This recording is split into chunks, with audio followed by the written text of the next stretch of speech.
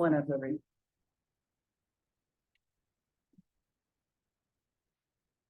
Good evening. It is 5:30 p.m. on Wednesday, December 6th, 2023, and this regular meeting of the Sandpoint City Council is now called to order in council chambers at City Hall, 1123 West Lake Street, Sandpoint, Idaho. For the record, I am President Kate McAllister presiding. Mayor Shelby Wrongstead is attending and participating remotely. Also present are councilors Deb Rule, Joel Aspero, Jason Welker, and Justin Dick. Under the city's adopted code of ethics and civility as the presiding officer, I am to identify law enforcement personnel in the room who will be serving as Sergeant at Arms for this evening's meeting. Tonight, we will have Police Chief Corey Kuhn. If everyone will please stand, we will recite the Pledge of Allegiance. I pledge allegiance to the flag of the United States of America and to the republic for which it stands, one nation, under God, indivisible, with liberty and justice for all. Are there any announcements from council?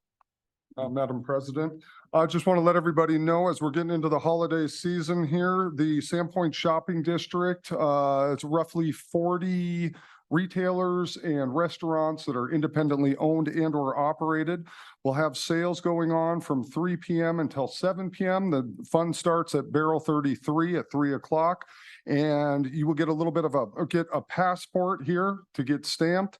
When you turn it in, there's 2 grand prizes. Winner will receive a local $250 shopping spree, and the other will get a pair of tickets to see Boys to Men. Thank you.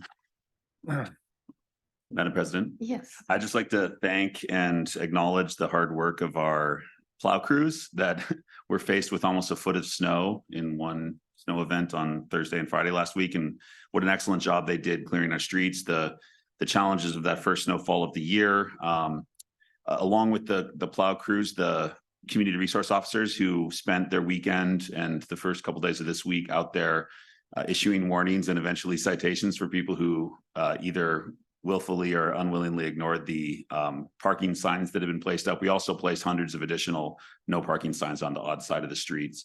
I live on an odd side of the street, and I actually ran out to thank Officer Tennyson in front of my house on Monday while she was issuing a warning to my next door neighbor, who she was issuing a citation, and I asked her to give me 5 minutes until I got my neighbor to come move his vehicle, and she graciously allowed that. So we have a really thoughtful and caring community resource officer team here, and they're doing a great job in the face of a lot of I think frustration from some people. But it seems every year at the beginning of the year there's an education component, and that first storm was a good opportunity for people to be reminded of how we manage snow in the city to maintain safe passages for emergency vehicles. And yeah, I just wanted to thank our plowing team and the crows who were out there keeping our streets safe. And it looks like we're going to be getting some more snow starting tomorrow, thank goodness. So I hope so. Going to be another busy winter. That's right. Yeah. Any other announcements? Madam President? Yeah, I Yes. just want to say thank both those counselors for their comments, and I want to apologize for not being there in person. I'm fighting the flu here, and more than half of my son's 8th grade class is out of school with the flu. So it's going around and it's a doozy. So stay warm and dry out there, protect yourselves, everybody, and wish I could be there with you. Thank you. Are there any announcements from staff? Couple, Council President. First, more in the way of a report back on Turkey Trot. We had a very successful Turkey Trot. I know we had some of the council members there this year. We had 310 participants. So Nice. the Turkey Trot came back with a bang. But even more importantly, through the Turkey Trot, 874 pounds of food were donated to the local food banks. So thank you to our community members for their support and participation in the Turkey Trot. Also would like to recognize our snowplow crew as well as our crows in trying to keep the streets cleared. And we've had a couple of questions come in this week from the public regarding the parking on the even side of the street only, and how does that side get cleared? So for clarification on that, our crews actually are clearing both sides of the street. They're pushing back on the odd side of the street to keep, again, the reason we went to the parking on the one side of the street was to keep that width in our streets. People remember the years of when we got heavy snow in winter and would have to do pushbacks, and we were burying sidewalks. So, and then residents were unable to clear those. This effort allows us to keep that snow cleared off on that odd side of the street throughout the year, throughout the winter season, and to keep our streets open, because we would have issues with emergency vehicles being able to pass through the streets. They are coming back and clearing the even side of the streets. The cars are getting moved. So our rules are vehicles on the street need to be moved at least every 24 hours. And again, when we are actively in snow management, our crews are working 24 hours a day. There's about an hour of the day that they're not working, but otherwise it's around the clock now. And that schedule change occurred a couple of years ago. So, and if people, it occasionally happens, our crews come through and a driveway hasn't been cleared yet. And so they miss pulling up the gate. And so those requests, again, using our Engage Sandpoint, either online through the website, connecting through our Facebook page, or through our mobile app. When those are reported in, we keep a list in the morning, and our street supervisor is out driving through the city to see if we missed any of those, and it gets on our cleanup list. So we do encourage the public to use Engage and let us know if areas have been missed, and we do go out and look at those. So thank you. Yeah, Great. Madam President, I have a quick question, Jennifer. Can you update us on the, I was at my dentist's office 2 days ago, and it's right where the city just widened the sidewalk and added a buffer, a median between the sidewalk and division directly across from the school. And I was pretty upset to see that none of the sidewalks from Highway 2 all the way, none of the $1 million of sidewalk that we just built had been shoveled by the business owners. Are we speaking with those business owners about the importance of keeping those routes to school that we just invested $1 million in clear, so that students can get to and from the schools on sidewalks? Because I actually, at 3 o'clock, I saw students walking down Division Street when we have $1 million new sidewalk that's covered in snow. Yes, our crows were out and reached out to those business owners. It's new sidewalk. They're not used to doing that frequently. Are contracting out snow removal, and that wasn't included. So I anticipate that probably happened along that stretch, but the crows are out that morning and had conversations with adjacent property owners, and that's on our list, and obviously a priority for getting that pathway moved over so that we have the room for snow storage without putting it all on the sidewalk. We are also looking into issues and opportunities along the division corridor, and maybe how we change how we're handling snow management on that corridor. And we will be back with an update to council on that. It seems like it's an easy solution, but there are a lot of things that we need to consider with that if we're putting snow storage on the street.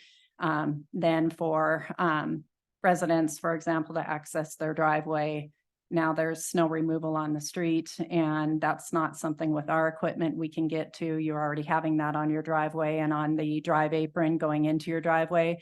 And so there's liability issues and some other things that we're looking at. But we are in discussions about what we can do, changing our practices for this particular snow round.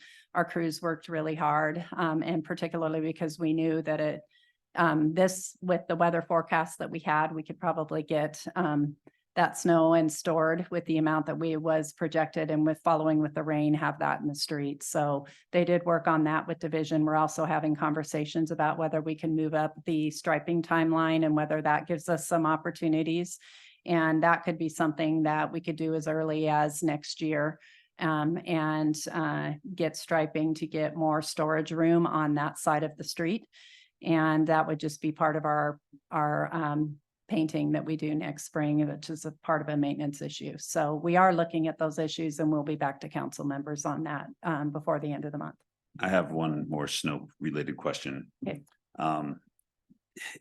I think I know the answer to this, but is not being a winter resident of Sandpoint an excuse not to clear the sidewalks in front of the house that you own in Sandpoint? I am certain that there are all over town homes that are not occupied for the winter months. And I've started to realize that often those sidewalks don't get clear, even when they're on, walking routes to school, for example. Will the city be issuing citations to houses that never clear their sidewalks this winter? We to do, send a message that and they must make those arrangements when they leave town for the winter season? We do and we will, and we are actively enforcing those priority pedestrian routes. Okay. So. Can codes have been- members of the public notify the city when there are houses that are habitually not maintaining their sidewalks? Yes, the best way to do that is by using the Engage app, because we treat that, think about that system as it's like a public work order system for us. So particularly now, because we know we get a lot of comments and feedback in during snow season, we are opening those up in the morning and we're managing those through the day. So I encourage you to use that. So we're seeing it, it's on the radar. Certainly we'll take phone calls too, but Engage is the best way to do it. And we can assign it to the right people at the city and coordinate across our departments to get things addressed. Thank you. Anything else? Okay. Next on the agenda is the public forum portion of the meeting, which allows the public to address council and myself regarding items listed on the consent calendar or on any topic not included on the agenda. If anyone in chambers wishes to speak now during public forum or during any other portion of the meeting, you must complete a comment sign-up form and hand it to staff. If you are on Zoom and wish to speak during general public forum, please raise your hand on Zoom at this time. To accommodate those who wish to speak on general items during public forum, as well as those who wish to speak on specific business items on our agenda, a total of 20 minutes will be dedicated to public forum at the beginning of the meeting. If you would like to speak and did not have an opportunity to do so, we will provide that opportunity by reopening the public forum at the end of our regular agenda. I will now recite the rules and procedure for public comment during the meeting. Council may not hear or take testimony during public forum on any planning or zoning matter that is before the city or is known to be a likely application. Such testimony is allowed only during a properly noticed public hearing. Matters that have been previously heard and decided by the council may be determined to be inappropriate for public forum.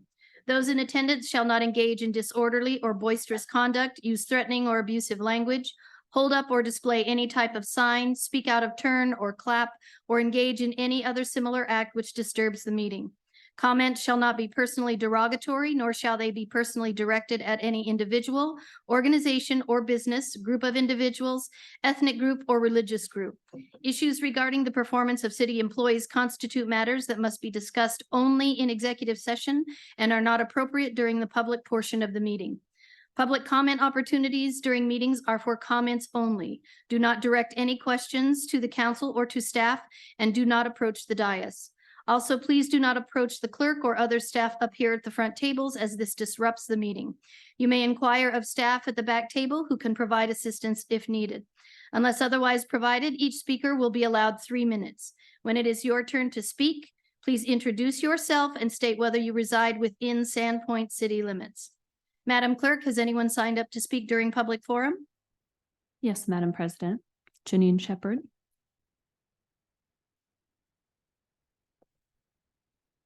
Janine Shepherd, Bonner County. I just wanted to come and pray for you guys before your meeting starts, and I would love it if you join me. Dear Lord, you are a good Father, and we thank you for the many blessings you bring. During this Christmas season, we are especially thankful for the birth of Jesus and the salvation that he brings. Help each person to experience your glory this season, and that your light would shine throughout Sandpoint. The biggest blessing that we have is in you, Lord. As we look at the agenda, Lord, we pray that you give the mayor and councilors discernment in each item listed. You have put them in this position of leadership, and we pray that you lead them well. Help their hearts to be for you and you alone. Help them not look to the right or to the left, but to keep their eyes on you. Let them not be distracted by the many voices, but turn their ears to you. We want to glorify you with our lives. Please make it so, Father.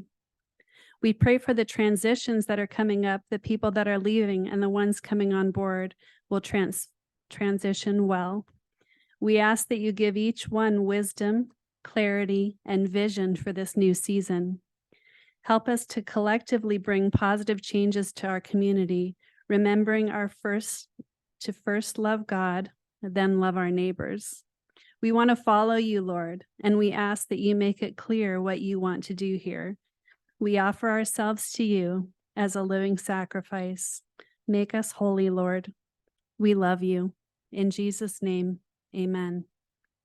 Thank you. Thank you. Christine Moon.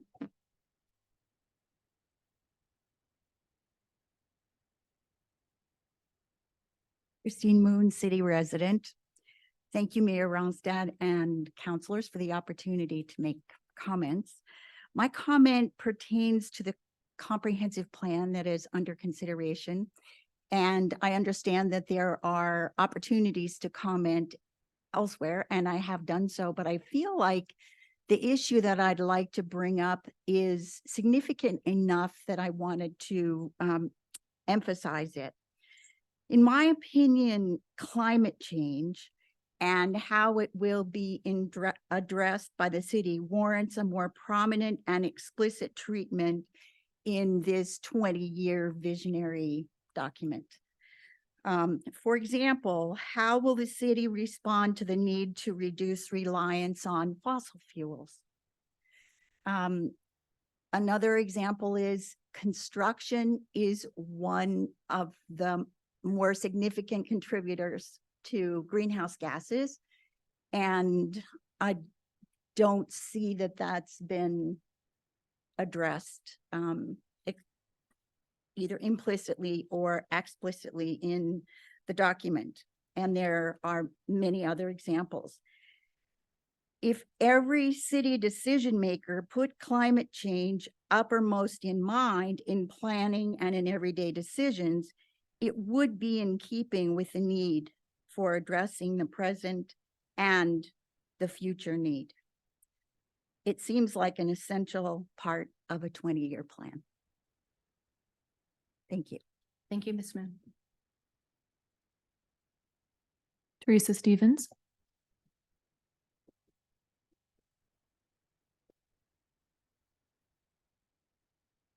Teresa Stevens, Sandpoint. Please remember that Travers Park is an outdoor sports facility and Russell Sports Center would be so much better off at their own park. Now is a great time to find Russell Tennis indoor facility property at a fraction of the cost of even the sidewalks on Division. And that park would have room for the perfect landscaping for an indoor facility and do the perfect landscaping for it outside. Also, please remember that downtown is a historic district and must remain so. Thank you. Thank you, Ms. Stevens.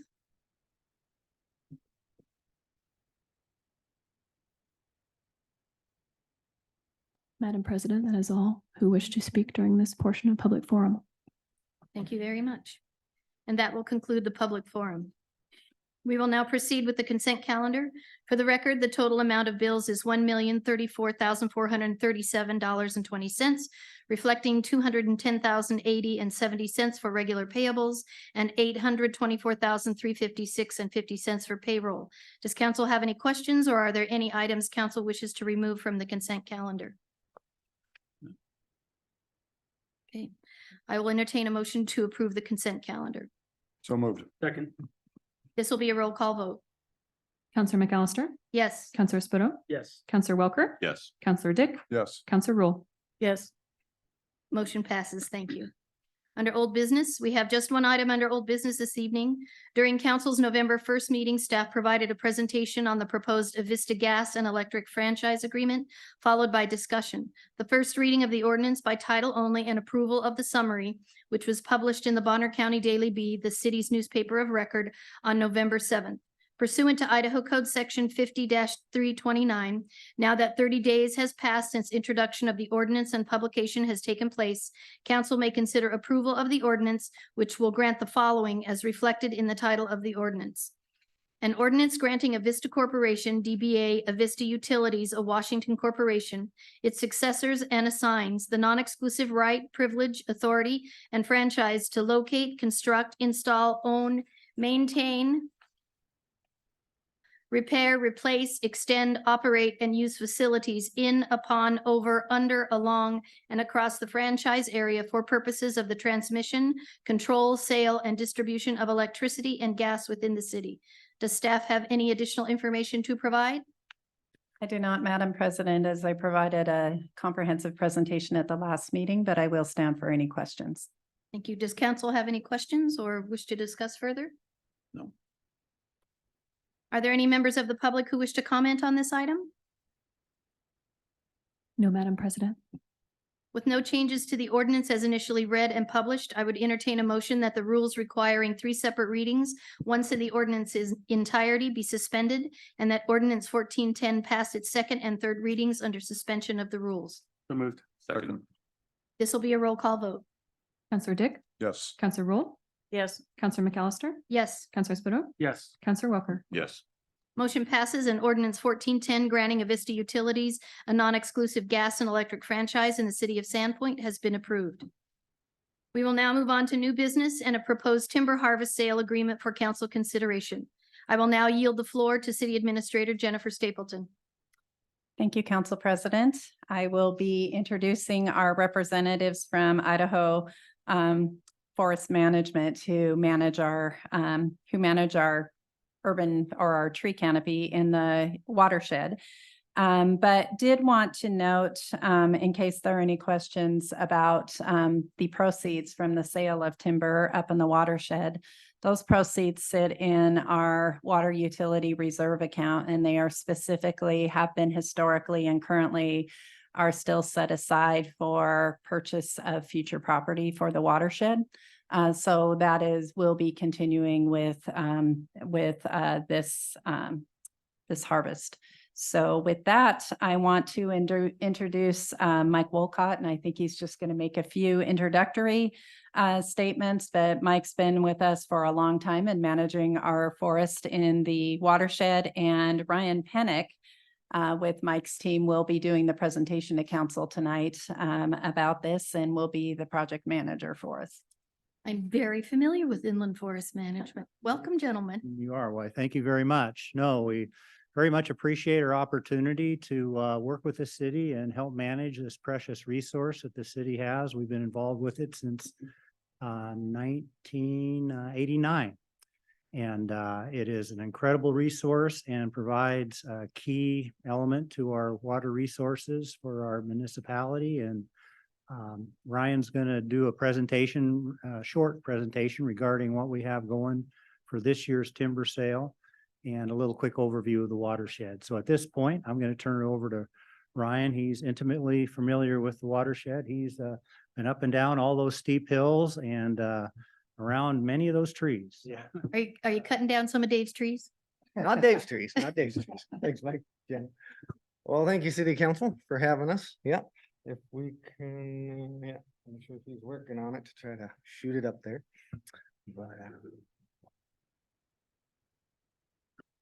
Technology. I know, it's always something.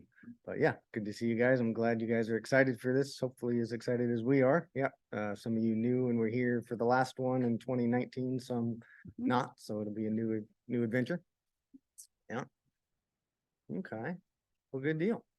Anyway, as we all know, the city of Sandpoint's Little Sand Creek watershed is, the municipal water supply for the city of Sandpoint. So within that, protecting water quality is paramount. That's the main objective we have up there.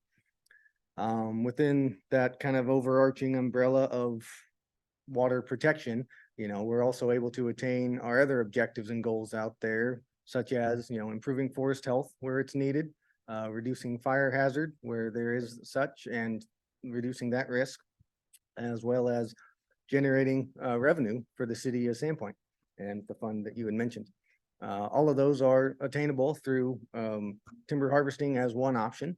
And some of the other, secondary objectives that we also are always keeping in mind are maintaining and improving the aesthetic values of the forest out there. That's very important.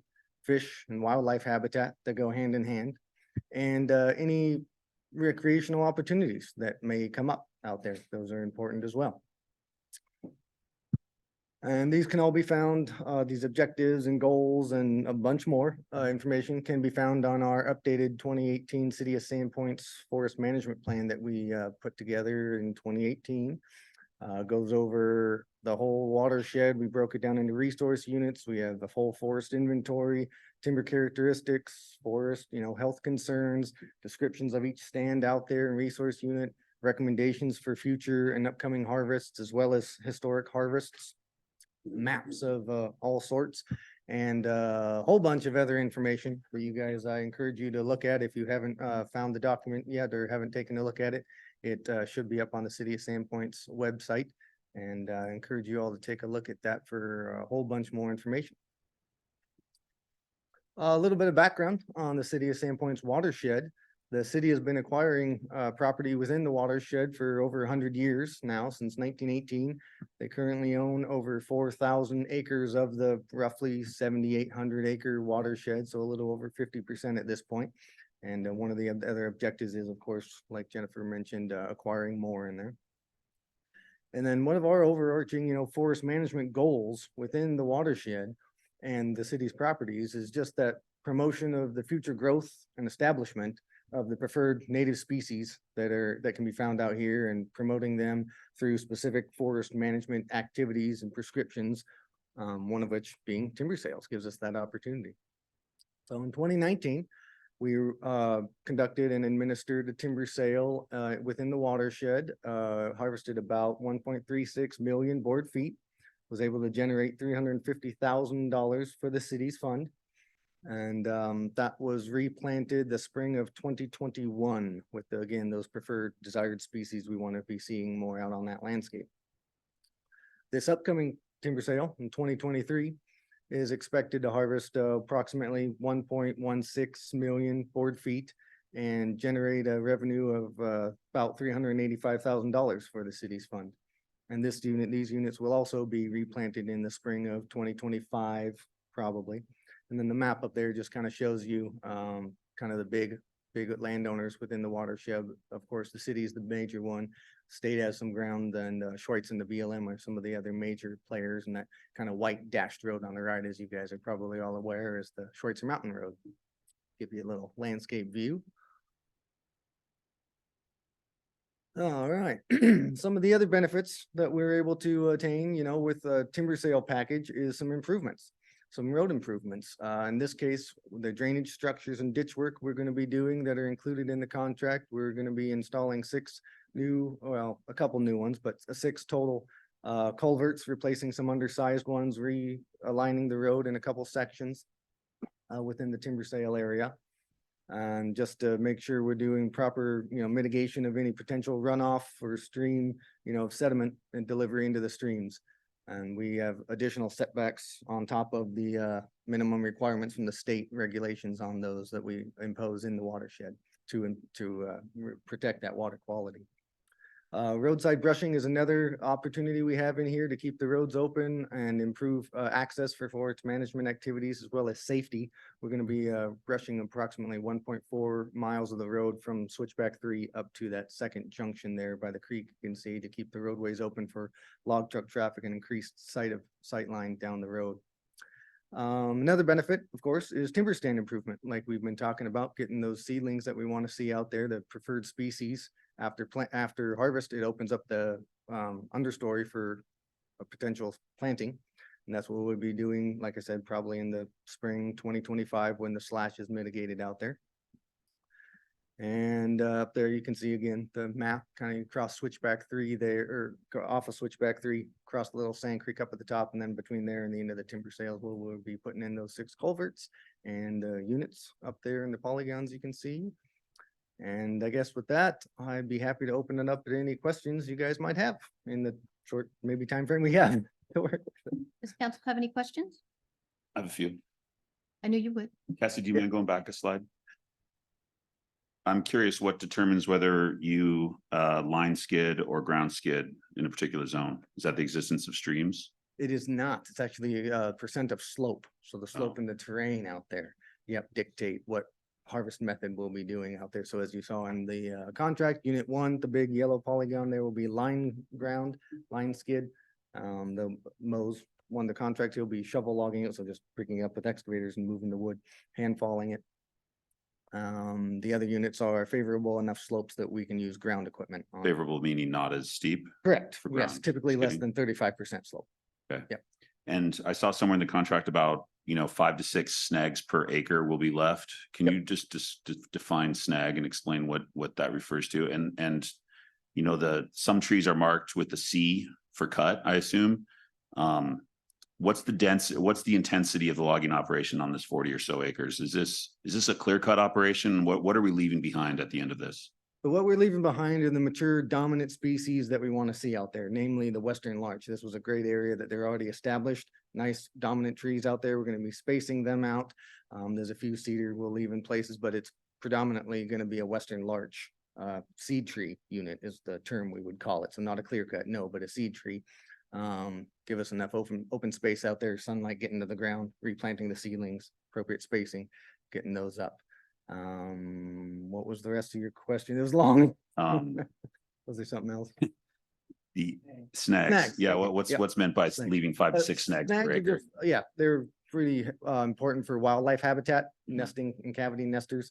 A snag is a dead tree Right. that is various stages of decay that Not invertebrates. marketable timber then. Non-marketable timber, yes, that's still standing typically that cavity nesters like to use for habitat. And my wife wanted to know, are we cutting any old growth trees in here?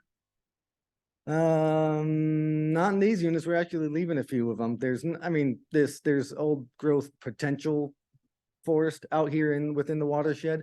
These units don't include a whole lot of that. These are quite much younger, but there are a few very large, oversized. Are timber those trees out- marked for removal then? No, most of those are marked to stay because by the time they get so big, they're actually less merchantable. The Yeah. value of those trees is actually less at the mill. They're capable to take on that large size wood anymore. Yeah. So most of those are left. There's gonna be, what we also call those wildlife trees. You might think of them as wildlife trees. They're gonna stay there for probably perpetuity.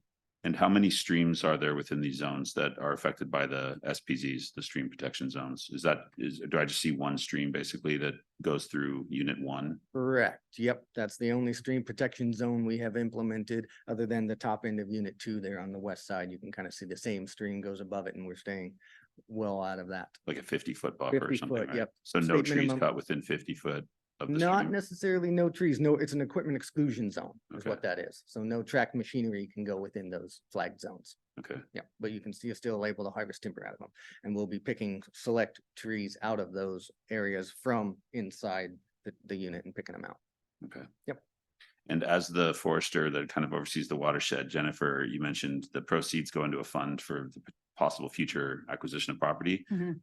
Does IFM have any, prioritization in terms of what the city should be eyeing in terms of potential future property acquisitions in the watershed? Are there any parcels that are prospective purchases for the city the next 5 to 10 years? Well, you can, unless that was a question for her. I guess I'm not certain. I'd like to hear IFM's perspective, actually. Maybe Mike can answer that. Yeah, if you have an idea and got some potentials, absolutely. I know they've acquired some from various ones. I know there's some state ownership that was thinking about being traded at certain times and could be an opportunity.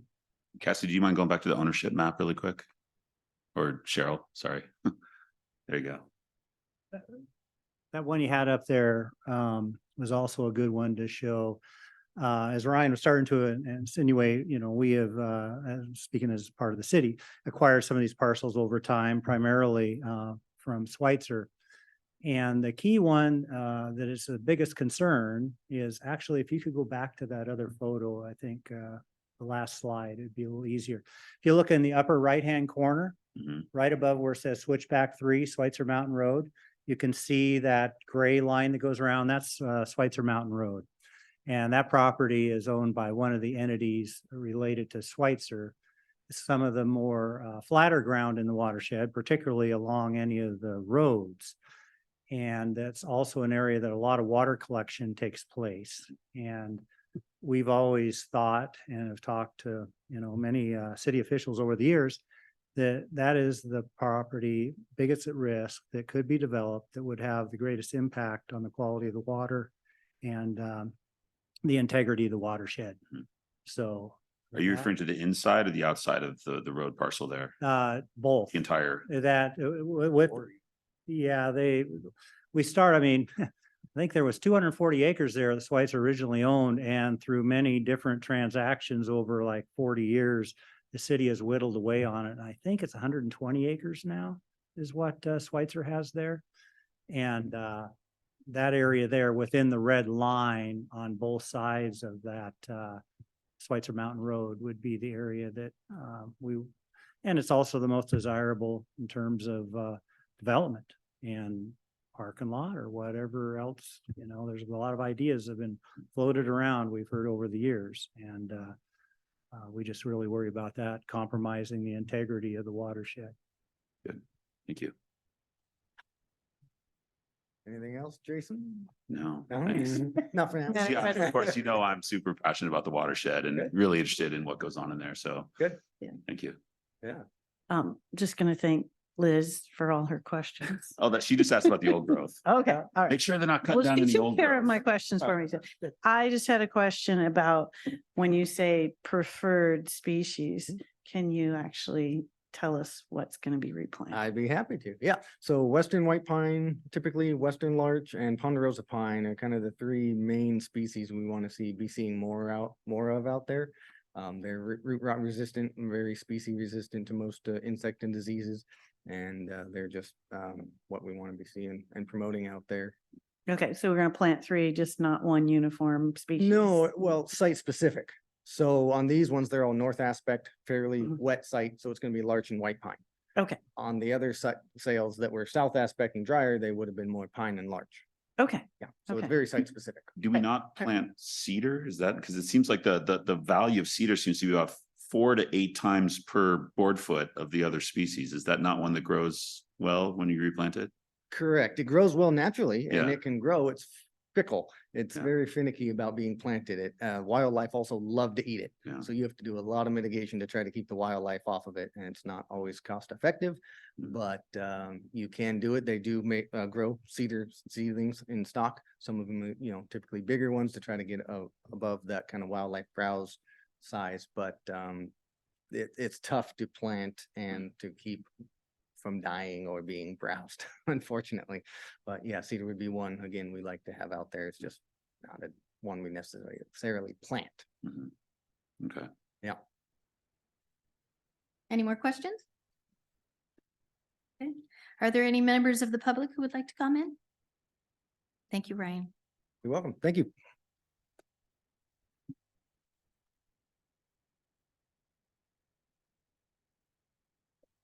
No, Madam President. I would entertain a motion to approve the resolution for timber harvest sale agreement with Dunkel Logging, Inc., city agreement number A24-3900-1. So moved. Second. This will be a roll call vote. Counselor Sparrow, Yes. Counselor McAllister, Yes, Counselor Roll, Yes, Counselor Dick, Yes. Counselor Welker. Yes. motion passes. Thank you. Next is an ordinance that proposes to grant a non-exclusive fiber optic cable system franchise in the city of Sandpoint to Intermountain Infrastructure Group LLC. Per Idaho Code, council will consider first reading of the ordinance this evening and approval of the summary, which will be published in the newspaper. Once 30 days has passed and the summary has been published, council can then consider final approval of the ordinance. If the introduction of the ordinance is approved this evening, it is anticipated that this will be back on the agenda for final consideration on January 17th. I will now yield the floor to City Administrator Jennifer Stapleton. Thank you, Council President. What you have before you tonight is a proposed franchise agreement with Intermountain Infrastructure Group, which is a new fiber optic provider to our area that's looking at this point, their primary objective is long distance connections. So coming through Sandpoint, and actually right now their build plan includes providing fiber infrastructure and services up to Clark Fork. And so we are a pass-through route through that, but ultimately they're also looking at the potential of providing fiber services in the Sandpoint area, potentially using our dark fiber economic development fiber network. And what you have before you is a standard franchise agreement that we have with all of the fiber optic providers who are in our right of way, whether they are providing services within city limits or basically transport is occurring through city limits and they're providing services outside of the area. The franchise agreement allows them to be in our right of way, and it is a requirement for them to enter into any type of an IRU or a lease agreement for use of our fiber optic economic development system. So either conduit leasing or an IRU for dark fiber. I would note that there was an error on the agenda request form, and the agreement provides for 3% of gross revenues, and that is reflected in both the staff report as well as the franchise agreement itself.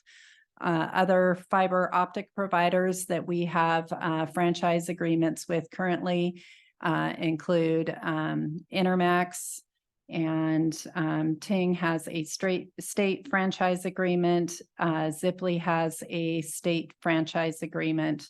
Fat Beam has a local franchise agreement with the city of Sandpoint. So the standard agreement and a new organization looking at doing build out in the Sandpoint area. Thank you.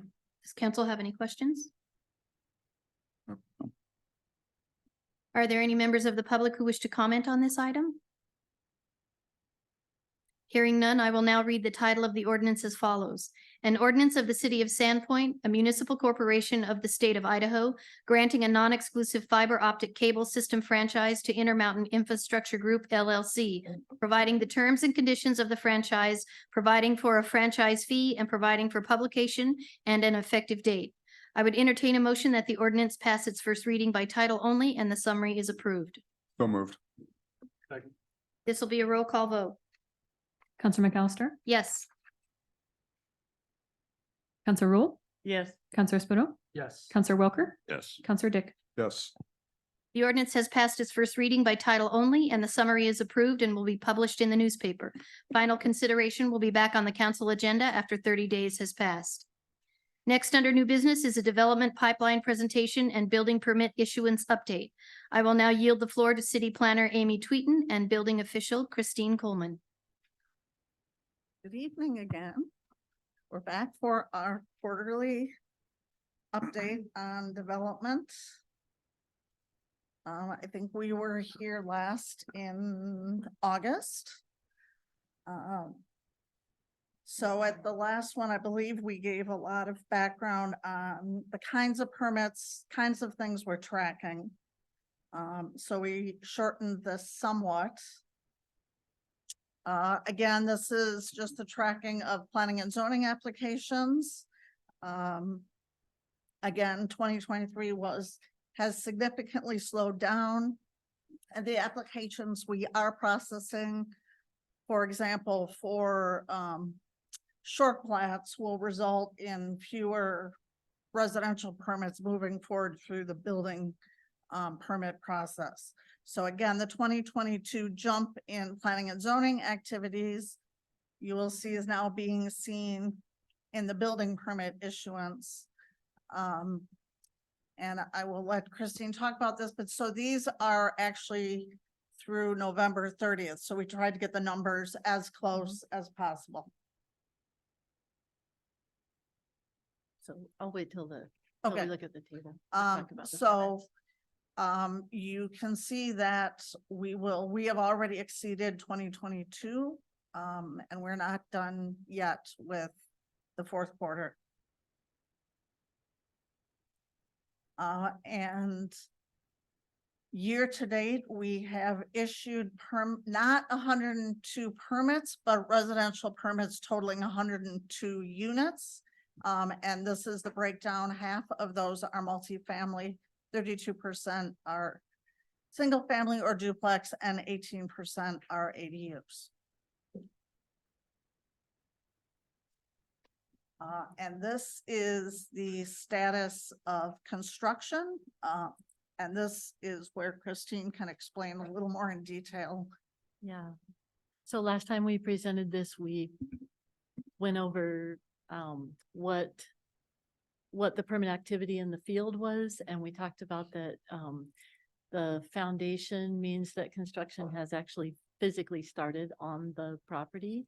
And that frame means the frame inspection is really the major, most important inspection that that indicates that all of the mechanical, plumbing, and electrical work is complete, and all the frame is complete. And really, that's a strong indication that the project's going to finish pretty soon. In the case of single family homes, that probably means within the next 6 months. And with multifamily projects, that means probably that they're going to be asking for certificates of occupancy within about a year. So that's why we are tracking those 2 inspections for you. And at this time, even though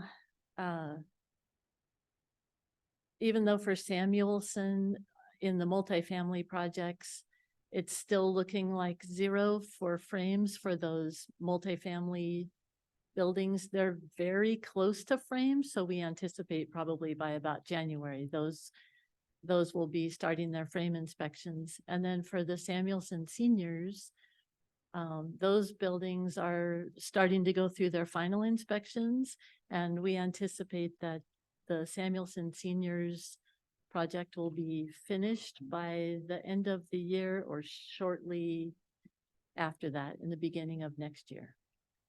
Same with the Ridge at Cedar, which is a total of 20 units that are condominiums. Those are substantially finished, so we're just going through finals on those. A couple of points about the single-family subdivisions. We had for Madison Meadows, we had 10 single-family permits going through the application process and getting ready to issue. And that developer decided to expire those out and not pursue them because at this time, they just decided that wasn't a project they were ready to pursue. And similarly, at Boyer Farms Phase 1, there's a builder that had a number of building permit applications ready to issue, and they determined that this wasn't the right time for them to go forward with those, so they've canceled or expired those out as well. Those are the only ones. All the other subdivisions are moving along at a fairly normal expected rate. And the good news is that even though we had slowed down in the University Place Phase 2A project, it's picking up speed again. Those houses are selling and they're starting to work on 20 of the active projects that they had started last year. So. And just to be clear, sorry, the University Place Phase 2 is the middle of the 3 The one they call developments. Base Camp. Base Camp, yeah. Yep. And then there's also the projects that have gone through the approval process through preliminary plat, and we have not yet received final plats. So those are University Place Phase 2B and 3, and Boyer Farms Phase 2, which is putting in infrastructure. Likely that infrastructure will finish next year. But again, Phase 1 isn't moving quickly on housing construction. And then the pending multifamily are the Tribute, which had been identified as Milltown, and then the Lights Out West Point development as well. Sorry, which one's Lights Out? Yeah. West Point? It corresponds to the West Point subdivision that is This is- coming back to you. Not the one right on Highway 2 by the IDL office, or is that the one? Yeah, the one on between Ontario and 2. And they're back to work on that, right, with the framing? To clarify, Sorry, that's not by IDL, right. West Point Lights Out is on Ontario, On Ontario. between Ontario, just east of Division. Okay. So that West Point subdivision that's coming through, Mhm. that's multifamily development of 102 units. Okay. Is that the one behind Luther Park? Is that, Mhm. okay. That help, Jason? Across the street from Luther Park. Behind it, on the other side of the wetland, the frog. Oh, where the one we've been frog zone- hearing about the last couple of meetings. Yeah. That one? Right. Okay. Yes. That's called Lights Out. Right, because Interesting. it was Northern Lights property. Got it. That's what they initially called it, but the subdivision application is West Point. Okay. Thank you. Any other questions? And Yeah, I what guess- is there a pending application or preliminary plat for the property directly across the street from that on Ontario Street? Where there was an old stone house that was taken out last year? There is not an active subdivision, no. No. Milltown? Um, I don't see that on the map. Oh, the tribute, they've Yeah. named it Right. the tribute. I'm trying to think of what, yeah, okay. Where The it's trib- just like north of the not- super one North on Boyer Okay, before the railroad. okay. They've been doing the grading work. Okay, okay. All right, that makes sense. And there was a preliminary plat for that approved like a year or so There ago. is a conditional use permit approved, yes. UP, okay, Any other questions? thank you. Are there any members of the public who wish to comment on this item?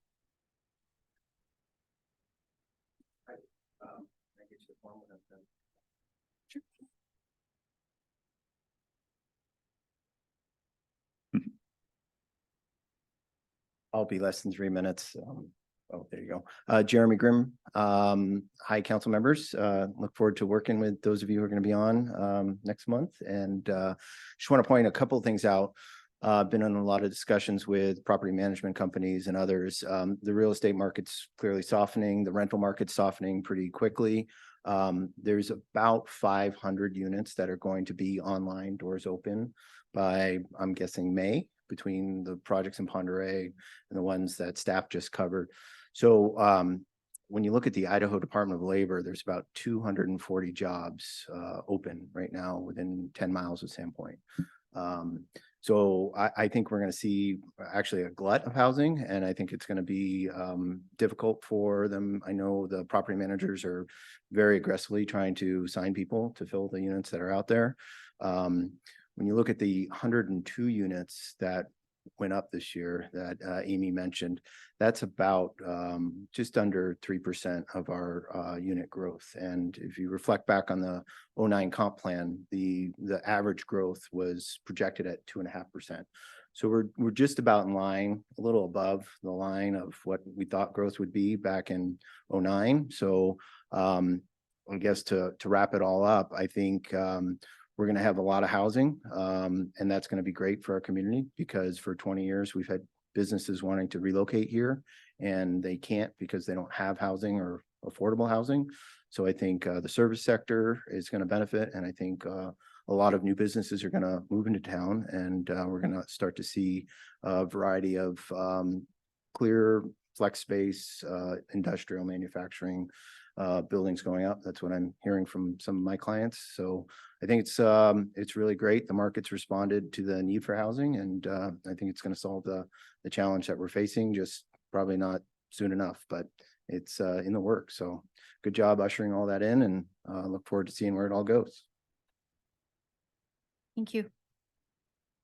Pam Duquette.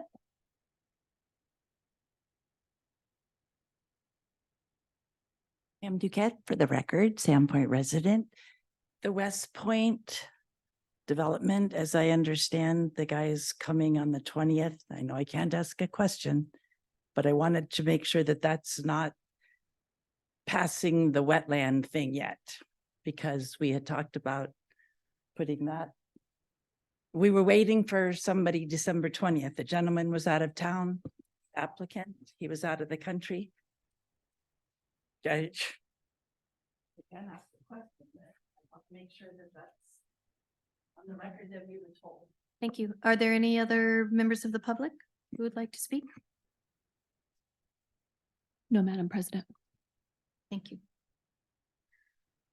All right. Next is a presentation on proposed amendments to city code that would create an administrative site plan approval expiration, clarify administrative appeal language, and add a definition for application noticing requirements. I will now yield the floor to City Planner Amy Tweeten. Thank you, Madam President. This is a follow-up to discussion that Planning and Zoning Commission had. And at its October 3rd meeting recommended that City Council consider changes to the zoning code section 914C that deals specifically with staff level site plan reviews.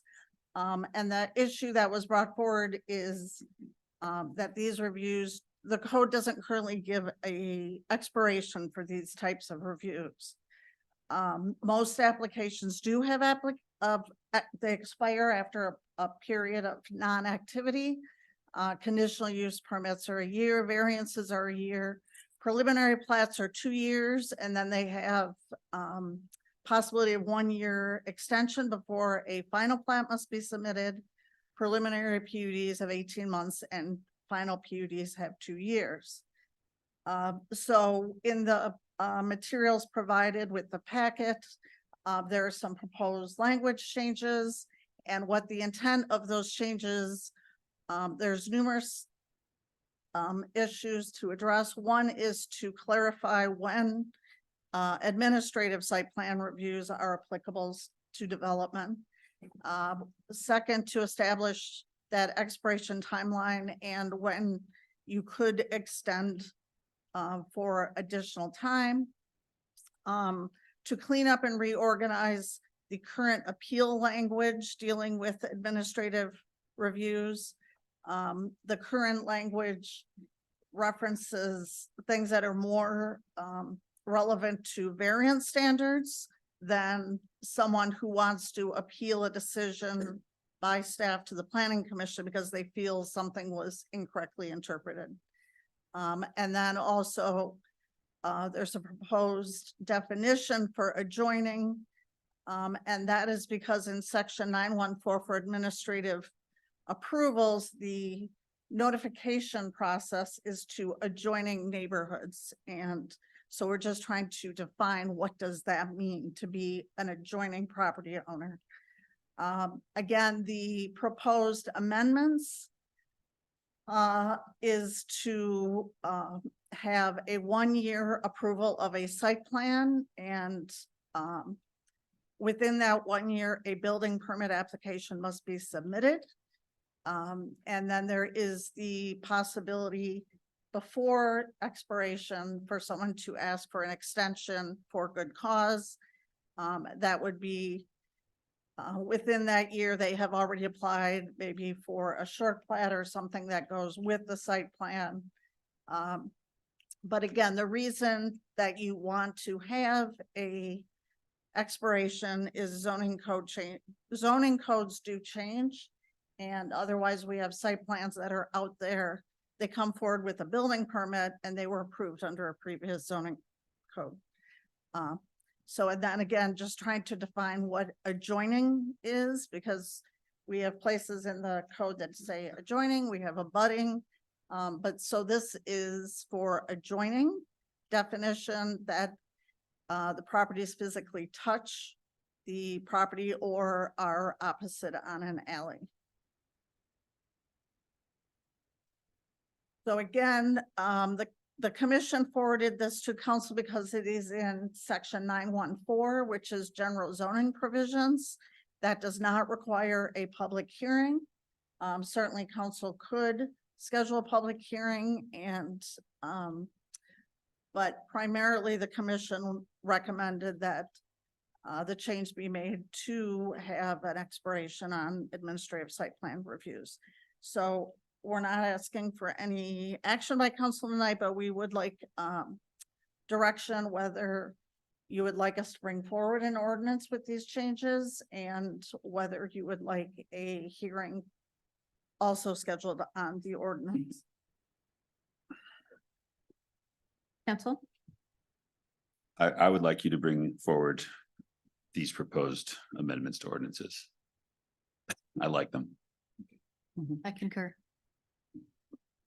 And I had, can you just clarify for the public, administrative site review, and clarify who does that? Would that be you or Christine, or is that sort of you as a group or a department, or how does that work? In the code, there are certain uses that require conditional use approvals or subdivisions. There's approvals that go through the full planning process. So some applications go to the planning commission for public hearings. Some go to planning commission for recommendation to city council. Administrative approvals, and there are quite a few in the code, are applications that are applied through the building permit process and only receive staff review. So that would be in the residential districts, that would be residential developments up to 7 units. In the commercial districts, that is any building that is less than 15,000 square feet footprint. So those are applications that are reviewed or in the industrial zones, if it's airport hangar, for example. So those are reviewed by the associate planner or myself for the zoning requirements. And then there's also review by engineer. So there's a full staff review. It just doesn't go through a public body for approval. Okay.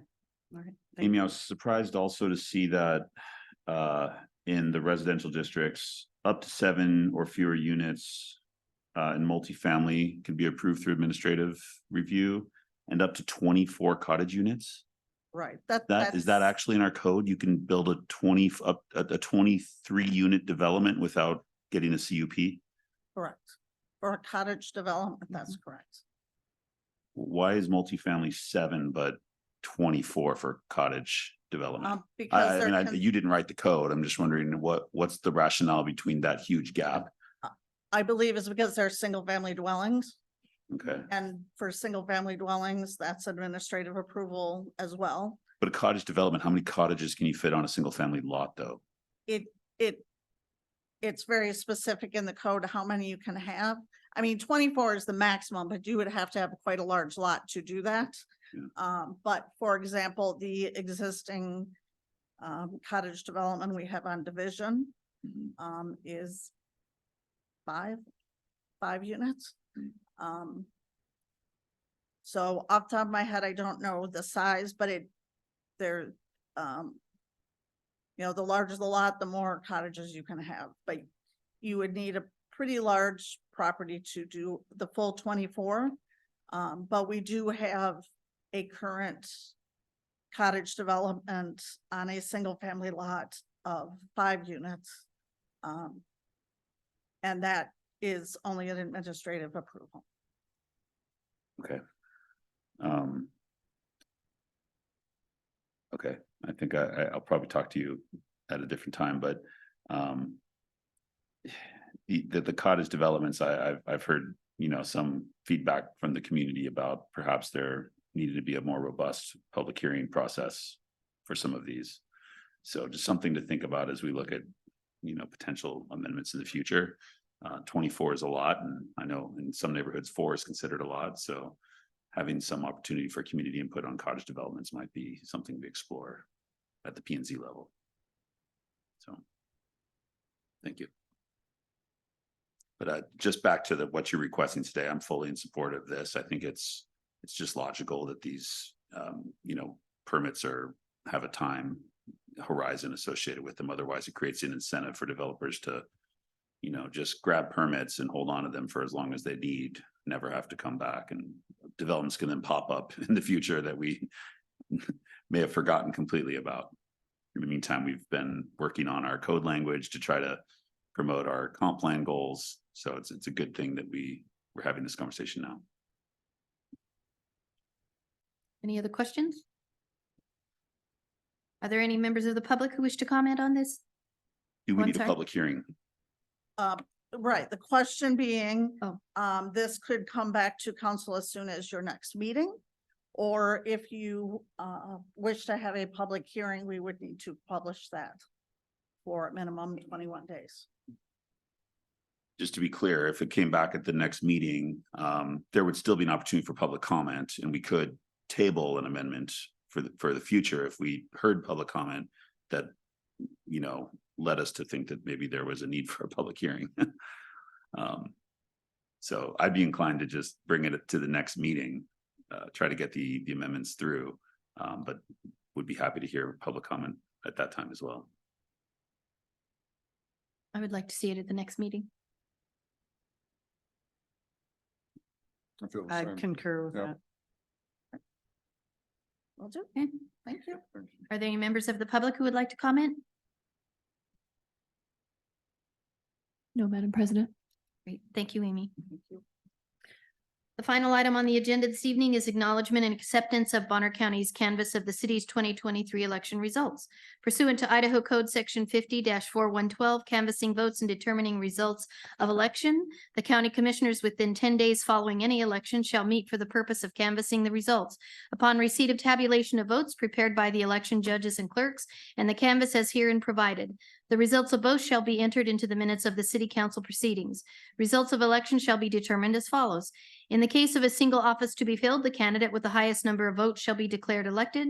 In the case where more than one office is to be filled, that number of candidates receiving the highest number of votes equal to the number of offices to be filled shall be declared elected. I will now state for the record the tabulation of votes prepared and provided by Bonner County for the city of Sandpoint's election. On November 7th, 2023, an election for Sandpoint mayor was held, and the Sandpoint City Council seats currently held by Kate McAllister and Deb Rule, along with the seat formerly held by Andy Grote, currently vacant, were up for election. 3 candidates were on the ballot for mayoral election, and there were 6 candidates on the ballot for 3 council seats.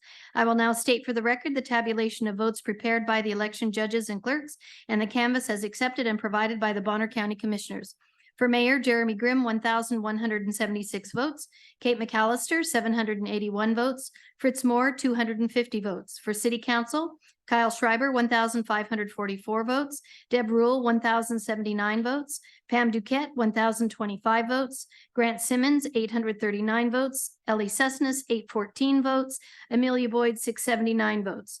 As reported, Jeremy Grimm received the most votes for mayor and has been elected to a 4-year term.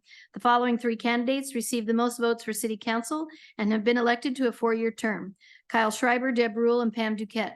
Those elected are scheduled to be sworn in during council's regular meeting on January 3rd, 2024. Does council have any questions? Are there any members of the public who wish to comment on this item? No, Madam President. This will be a roll call vote, sorry. Madam President, Yes? Andy, can I recuse myself from that vote? Or do I have a need to? No. Okay. Got elected. You have a conflict of interest in confirming your election. Hey, don't want anybody to think it's always worth asking. It's really questions election integrity here, Deb. Come I on. don't remember how many times I did this for myself. you vote? I'm kidding. Do we need a motion first? Yes, I will entertain a motion to acknowledge and accept Bonner County's canvass of the results of the Sandpoint's November 7th, 2023 election per Idaho Code 50-412. So moved. Second. This will be a roll call vote. Counselor Spadot, Yes. Counselor McAllister, Yes, Counselor Rule, Yes. Counselor Dick, Yes. Counselor Welker. Yes. motion passes. Thank you. I will now entertain a motion to convene an executive session pursuant to Idaho Code Section 74-206(1)B for the purpose of considering the evaluation, dismissal, or disciplining of, or to hear complaints or charges brought against a public officer, employee, or individual agent. So moved. Second. This will be a roll call vote. Counselor Rule, Yes. Counselor Dick, Yes. Counselor McAllister, Yes, Counselor Welker, Yes. Counselor Spadot. Yes. motion passes. Everyone not participating in the executive session will now need to exit the room, please, and the Zoom meeting will now end.